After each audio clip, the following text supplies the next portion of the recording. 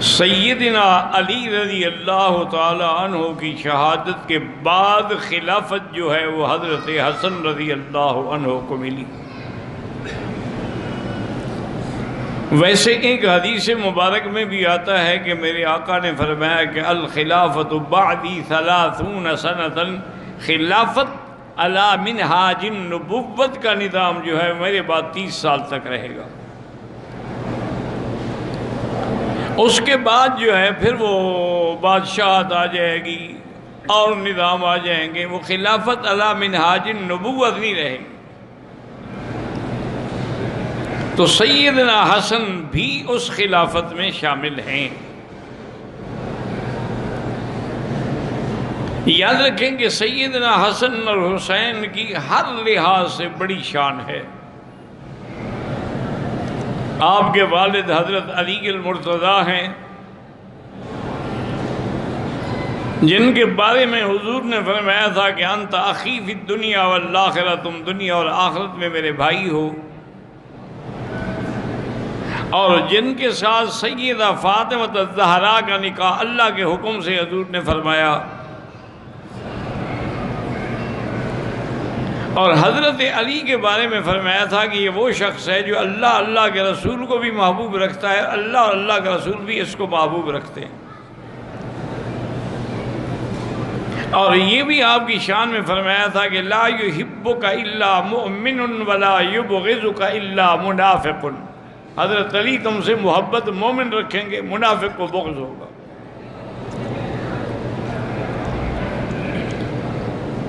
تو اب والد کی طرف سے حضرت علی جس کا والد ہو، اور جو نجیب الطرفین ہیں، ہاشمی ہیں، اور والدہ کی طرف سے سیدہ فاطمہ الزہرا بنت النبی المصطفیٰ رضی اللہ عنہا، جس کے بارے میں حضور نے فرمایا فاطمہ تو بضعۃ منی، فاطمہ میرے جگر کا ٹکڑا ہے، من احبہا فقد احبنی ومن ابغضہا فقد ابغضنی، جس نے بی بی فاطمہ سے محبت کی اس نے مجھ سے محبت کی، اور جس نے بی بی فاطمہ سے بغض کیا اس نے مجھ سے بغض کیا۔ اور ایک روایت میں آپ نے یہ بھی فرمایا کہ ان تکونی سیدۃ النساء فی الجنہ، کہ قیامت میں اللہ تمہیں عورتوں کی سردار بنائیں گے۔ تو اب باپ حضرت علی ہو اور ماں بی بی فاطمہ ہو، تو ان کی شان کے کیا کہنے۔ یہ دونوں بھائی جو ہیں ان میں صرف 1 سال کا فرق ہے۔ 3 ہجری کو سیدنا حسن پیدا ہوئے، اور 1 سال کے بعد 4 ہجری کو سیدنا حسین پیدا ہوئے۔ حضرت حسین آپ سے صرف 1 سال چھوٹے، اور ان کی محبت کا یہ عالم تھا کہ صحیح حدیث میں ہے کہ حضور صلی اللہ علیہ وسلم خطبہ پڑھا رہے تھے،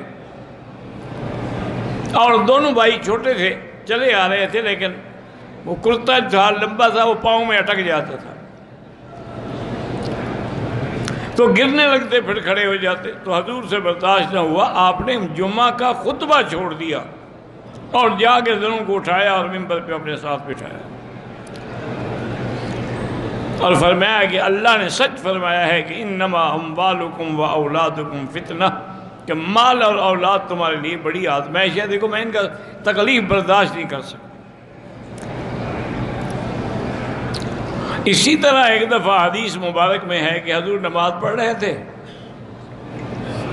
حضرت حسین کھیلتے کھیلتے آئے تو حضور کی پیٹھ کے اوپر بیٹھ گئے سجدے کی حالت میں۔ صحابہ کہتے ہیں اب سجدہ لمبا ہو گیا، اتنا لمبا ہو گیا کہ بعض صحابہ نے سر اٹھا کے دیکھا کہ خدا کرے کوئی خیر ہو۔ بہرحال جب حضور فارغ ہونے گیا، اصل آپ نے فرمایا کہ ان 2 شہزادوں میں ایک میری پشت پہ بیٹھا تھا، میں نے کہا اٹھوں گا تو یہ گر جائے گا، اس کو شوق پورا کر لینے دو، یعنی نماز آپ کے لیے لمبی کر دی۔ اور ایک دن حضور ان کو کندھے پہ بٹھائے ہوئے جا رہے تھے، ایک صحابی نے دیکھا تو اس نے کہا نعم المرکب رکبت یا غلام، غلام بڑی اچھی سواری تمہیں ملی ہے، تم محمد مدنی کے کندھے پہ بیٹھے ہو۔ حضور نے فرمایا یہ تو تم نے کہا ہے، یہ نہیں کہا کہ نعم الراکب، سوار کون ہے؟ اگر اٹھانے والا محمد مصطفیٰ ہے تو سوار بھی تو سیدنا حسین ہے۔ اور اسی طرح حضرت علی اور حضرت ابو بکر کٹھے جا رہے تھے، سیدنا حسن اور حسین گلی میں کھیل رہے تھے۔ حضرت ابو بکر نے حضرت حسن کو اٹھایا اور کندھے پہ بٹھایا اور کہا واللہ شبیہ بالنبی لا شبیہ بعلی، اللہ کی قسم ہے تم حضور کی شکل ہو، علی کی شکل نہیں ہو۔ وعلی یضحک، حضرت علی خوشی سے مسکرا رہے تھے۔ ویسے بھی صحابہ فرماتے ہیں کہ حضرت حسن من اعلی الی صدر، آپ اوپر سے لے کر سینے تک حضور کی شکل تھے، اور حضرت حسین من الصدر الی رجلہ، نیچے تک حضرت آقا کی شکل تھے، اور دونوں اگر کٹھے ہو جاتے تو بالکل تصویر نظر آتی تھی محمد الرسول اللہ کی صلی اللہ علیہ وعلا آلہ واصحابہ وسلم تسلیما کثیرا۔ ایک دن حضور صلی اللہ علیہ وسلم کی خدمت میں بی بی ام الفضل نے کہا کہ یا رسول اللہ، میں نے ایک خواب دیکھا ہے، بڑا سخت خواب ہے، ڈرانے والا خواب ہے، میں بیان نہیں کر سکتی۔ اور ہمیں اللہ کی بندی بات کرو گے تو پتہ لگے گا نا۔ انہوں نے کہا رسول اللہ انہ لشدید، بڑا سخت خواب ہے، اور میں بتلاؤ۔ انہوں نے کہا میں نے دیکھا ہے قطعۃ من جسدک وجاء فی حجری، آپ کے بدن سے ایک ٹکڑا گوشت کا کاٹا گیا اور میری گود میں رکھ دیا گیا۔ تو حضور مسکرائے، فرمایا ام الفضل تمہارا خواب تو بڑا اچھا خواب ہے، مبارک ہے۔ اس کا مطلب یہ ہے کہ بی بی فاطمہ جو ہے وہ قریب الولادہ ہے، اس کو اللہ بچہ دیں گے، وہ تیری گود میں آئے گا، وہی تو میرے گوشت کا ٹکڑا ہوگا نا۔ تو یہ تو خواب بڑا مبارک خواب۔ سیدنا حسن اور حسین رضی اللہ تعالی عنہما، حتیٰ کہ ایک دن صحابہ کہتے ہیں کہ حضور خطبہ پڑھا رہے ہیں ممبر پہ، حضرت حسن ساتھ بیٹھے ہیں، اور آپ کبھی ہماری طرف دیکھتے ہیں، کبھی بچے کی طرف دیکھتے ہیں، اور اس کے بعد فرمایا ان ابنی ھذا لسید، یہ میرا بیٹا جو ہے نا یہ سردار بنے گا، لعل اللہ ان یصلح بہ بین فئتین عظیمتین من المسلمین، مجھے امید ہے کہ اس کے ذریعے اللہ دو مسلمانوں کی بڑی جماعتوں میں جھگڑا ختم کریں گے۔ حضور پاک نے پیشین گوئی فرمائی، اور دونوں بھائیوں کی سخاوت کا یہ عالم تھا کہ ایک دفعہ سفر میں روانہ ہوئے۔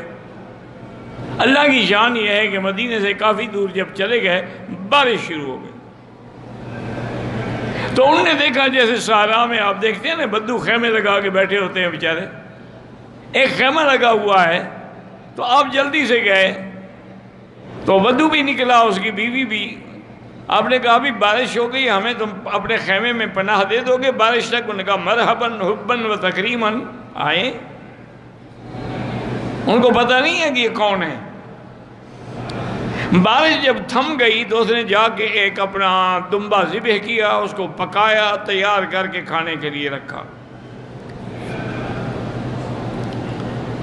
آپ نے بڑے شوق سے کھایا، حسن حسین نے، آپ کے غلام نے، آپ کے خادم نے، گھر والوں نے۔ بارش پھر شروع ہو گئی۔ اللہ کی شان ہے کہ 3 دن متواتر بارش رکتی تھی پھر شروع ہو جاتی تھی، اور وہ روزانہ ایک دمبا ذبح کر کے پکا کے حضرت کو کھلاتا تھا۔ اس کو پھر بھی پتہ نہیں ہے کہ میرے گھر آنے والے کون ہیں۔ جب تیسرے دن تسلی ہو گئی کہ بارش رک گئی ہے تو حضرت حسین نے اپنے خادم سے پوچھا کتنے پیسے ہیں تمہارے پاس؟ انہوں نے کہا حضرت 20,000 درہم ہے۔ فرمایا 10,000 اس کو دے دو۔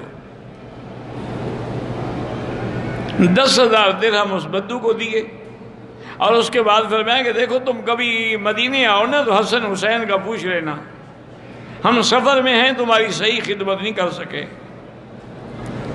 آپ روانہ ہوئے تو خادم نے مسکرا کے کہا، اس نے کہا حضرت سفر پہ جانے کی ضرورت ہی کیا ہے، 20,000 میں 10,000 تو آپ نے ایک بدو کو دے دیے، باقی تو 10,000 ہیں وہ بھی کسی کو دے دیں گے تو سفر کیسے کریں گے؟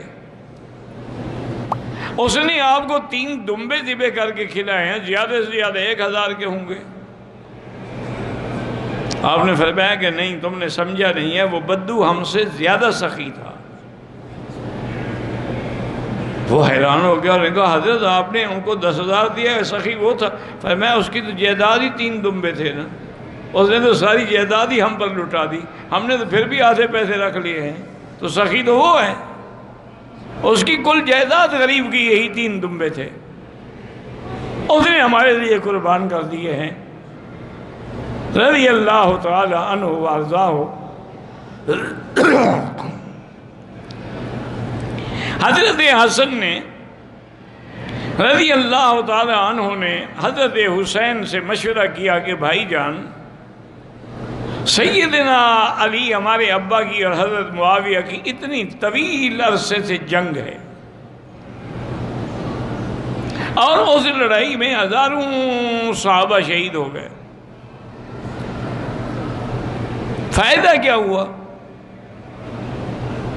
میں یہ چاہتا ہوں کہ اگر تم اجازت دو تو میں حضرت معاویہ سے صلح کر لوں تاکہ یہ جھگڑا ختم ہو، لڑائی ختم ہو، مسلمانوں کو سکون ملے۔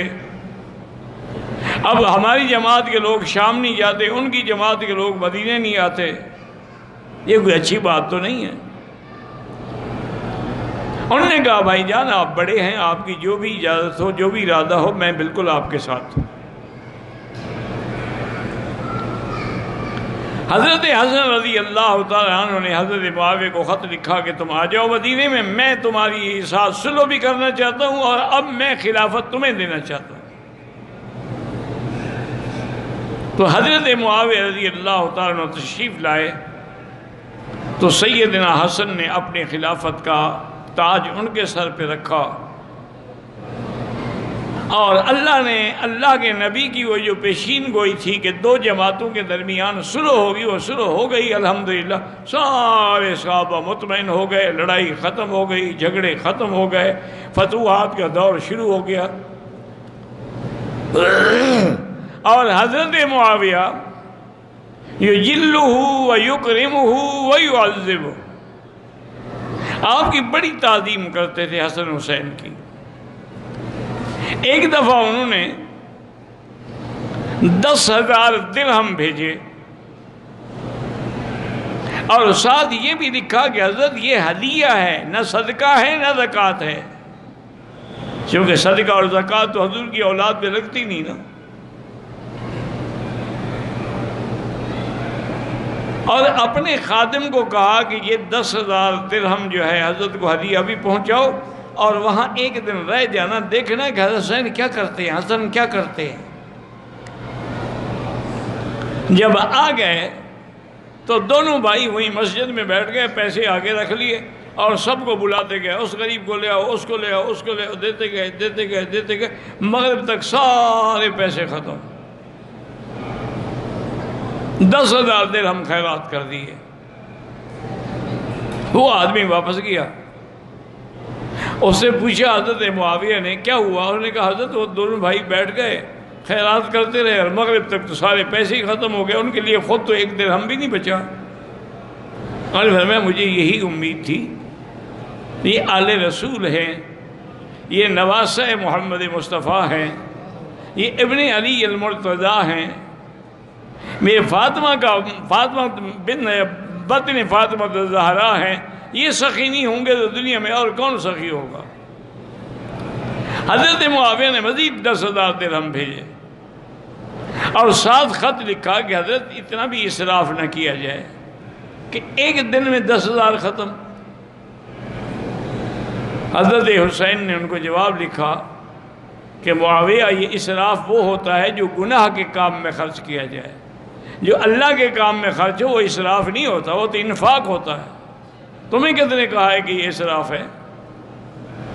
اسراف تو وہ ہے جو اللہ رسول کے حکم کے خلاف خرچ کیا جائے، اللہ رسول کے لیے خرچ کیا جائے تو وہ کیا اسراف ہے؟ تو الحمدللہ سیدنا حسن اور حسین کی تکریم ابو بکر اور حضور تو کبھی کبھی بی بی فاطمہ کو کہتے تھے دعی لی ابن آیا، میرے بیٹوں کو بلاؤ، کہاں ہیں؟ بلاتے تو حضور سینے سے لگا دے دونوں کو، یضمہما و یشمہما، بخاری کی روایت ہے کہ حضور سینے سے بھی لگاتے اور سونگھتے بھی، اور فرماتے ہما ریحانایا، یہ میرے پھول ہیں، مجھے ان سے خوشبو آتی ہے۔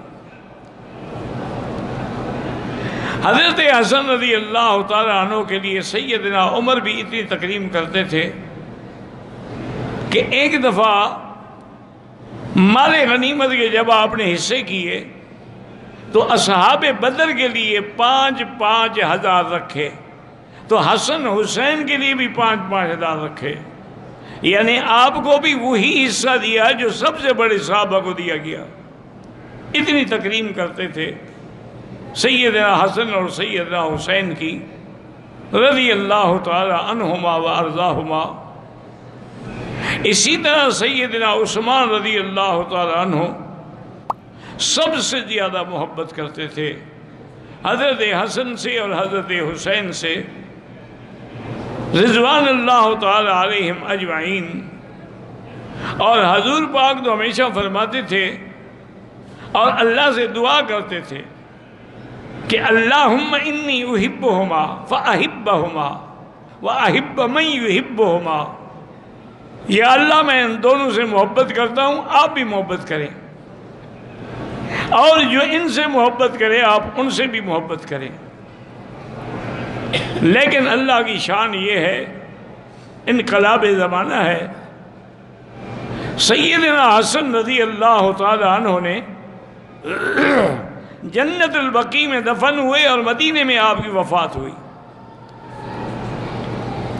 بعض لوگوں نے روایات میں لکھا ہے، لیکن اللہ عالم، چونکہ روایات کا اعتبار نہیں ہوتا، یاد رکھیں۔ انہوں نے لکھا ہے کہ حضرت حسن کو بھی زہر دی گئی تھی، خوارج نے کسی نہ کسی طریقے سے ان کے کھانے میں زہر پلوائی اور حضرت اسی زہر سے شہید ہوئے۔ خدا کی شان ہے نا جی کہ حضور پاک کا پر بھی زہر کا اثر ہوا، حسین پر بھی زہر کا اثر ہوا رضی اللہ تعالی عنہ۔ اس کے بعد لوگوں نے حضرت حسین سے کہا، لیکن حضرت حسین نے فرمایا کہ مجھے خلافت کا شوق ہی نہیں ہے۔ اب میں حضرت معاویہ سے کہوں کہ خلافت واپس کر دو، مجھے جب ایک خواہش ہی نہیں، تمنا ہی نہیں، میں خلیفہ بننا ہی نہیں چاہتا، میں یہ ذمہ داری کا بوجھ نہیں اٹھا سکتا۔ اور اسی طرح صحیح روایات میں ہے کہ میرے آقا نے ایک دن اپنی چادر مبارک کے نیچے دونوں کو بٹھایا، حضرت حسن، حضرت حسین، حضرت علی، بی بی فاطمہ اور خود بھی، اور اللہ سے دعا کی کہ اللہم ہؤلاء اہل بیتی وطہرہم تطہیرا، یا اللہ میرے یہ بھی اہل بیت ہیں، ان کو بھی آپ پاک فرما دیں۔ چونکہ جو آیت تطہیر اتری تھی وہ تو ازواج رسول اللہ کے حق میں تھی، اگر ان کے حق میں ہوتی تو پھر دعا مانگنے کی ضرورت ہی نہیں تھی نا۔ دعا تو اس بات کی مانگی جاتی ہے جو پہلے نہ ہو، اگر موجود ہو تو اس کے لیے دعا نہیں کی جاتی۔ جیسے حضرت خلیل نے مکے کے لیے دعا کی، میرے مدینے کے لیے دعا کی۔ اسی طرح بی بی سلمہ نے عرض کیا، حضور میں بھی چادر کے نیچے آ جاؤ، فرمایا انت لا خیر، تم تو پہلے ہی خیر، تمہارے لیے تو نص قطعی موجود ہے، چونکہ ساری آیات جو ہیں وَقَرْنَ فِي بُيُوتِكُنَّ وَلَا تَبَرَّجْنَ تَبَرُّجَ الْجَاهِلِيَّةِ سے لے کر آخر تک ساری آیات جو ہیں وہ ازواج مطہرات کے لیے ہیں۔ لیکن ہمارا ایمان ہے کہ جیسے ازواج مطہرات اہل بیت رسول ہیں، اسی طرح اولاد رسول جو ہے یہ بھی اہل بیت رسول ہیں علیہم الصلوات والتسلیم۔ اللہ کی شان دیکھیں کہ حضرت حسن زار سے شہید ہوئے اور حضرت حسین رضی اللہ تعالیٰ عنہ کو ظالموں نے 10 محرم کو میدان کربلا میں شہید کیا، اور آپ بھی اللہ کے دین کے لیے، اللہ تبارک و تعالیٰ کے احکام کے لیے، اظہار حق کے لیے اور خلافت حقہ کے لیے ڈٹ گئے، لیکن کسی کے ہاتھ پہ بیعت کرنا قبول نہیں فرمایا، رضی اللہ عنہم و ارضاہم۔